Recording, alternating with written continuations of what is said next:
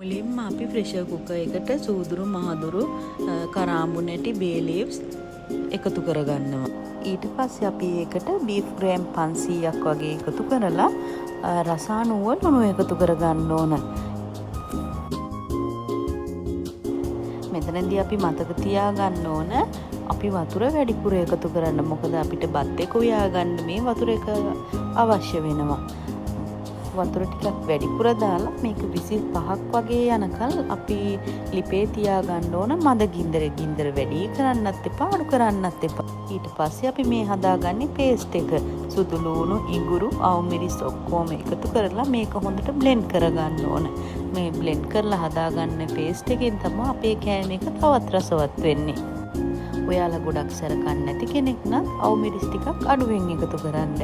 මෙන්න මේ ගානට බ්ලෙන්ඩ් කරගත්තා නම් හොඳටම ඇති. ඊට පස්සේ මේ විසිල් 5ක් වගේ වැදෙනකොට අපි මේක ඇරලා වතුර ටික පෙරලා මස් කෑලි ටික වෙනම අයින් කරගන්න ඕන. ඊට පස්සේ අපි කරන්නේ තෙල් ටිකක් ලිපෙන් තියලා ඒකට ලුණු ගෙඩි දෙකක් වගේ එකතු කරලා අපි කලින් දාගත්ත විදිහටම කුරුඳු පොතු වෙනසාල් කරාඹු නැති ගම් මිරිස් ඇට ටිකක් එකතු කරලා මේක ආයෙ තෙල් එකේ පොඩ්ඩක් බැද ගන්න ඕන. ඒ බැද ගන්න අතරේ අපි ලොකු තක්කාලි ගෙඩි දෙකක් කපා ගන්න ඕන. මොකද මේකට තක්කාලි අනිවාර්යෙන්ම එකතු කරන්න ඕන. දැන් අපි මේකට දාගමු පේස්ට් එක. අපි කලින් බ්ලෙන්ඩ් කරගත්තේ අවු මිරිස්, ඉඟුරු, සුදු ලුණු මේ ටිකක් දාලා හොඳට කලවම් කරගන්න. ලුණු ඔක්කොම තැවරෙන විදියට හොඳට කලවම් කරගත්තාම තමයි මේකේ සුවඳ එන්නේ, රසය වැඩි වෙන්නේ. මේකට එතනින් පස්සේ අපි එකතු කරගන්නවා අපි අර ලොකුවට හපාගත්ත තක්කාලි ගෙඩි දෙක.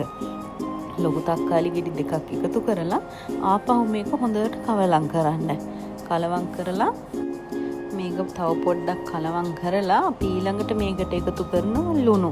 ලුණු එකතු කරනකොට ලුණු හැන්දක් වගේ එකතු කරන්න. මොකද අපි කලින් මස් එක තඹ ගන්න වෙලාවෙත් ලුණු දැම්මනේ.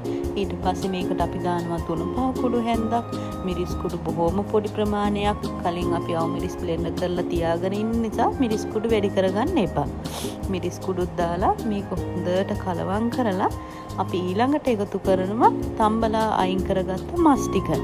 මස් ටිකක් දාලා විනාඩි 2ක් විතර හොඳට කලවම් කරලා තියෙන වහලා තියන්න. ඒ තියෙන අතරතුරේ අපි හදා ගන්න ඕන සියඹලා. මේ කෑමකට සියඹලත් අනිවාර්යයි. සියඹලා පොඩ්ඩක් අරගෙන වතුර ටිකක් දාලා හොඳට දිය කරලා මේ වතුර එක අපි එකතු කරගන්නවා මස් එකට. කලින් පෙරාගත්ත මස් එක තඹපු වතුර එක.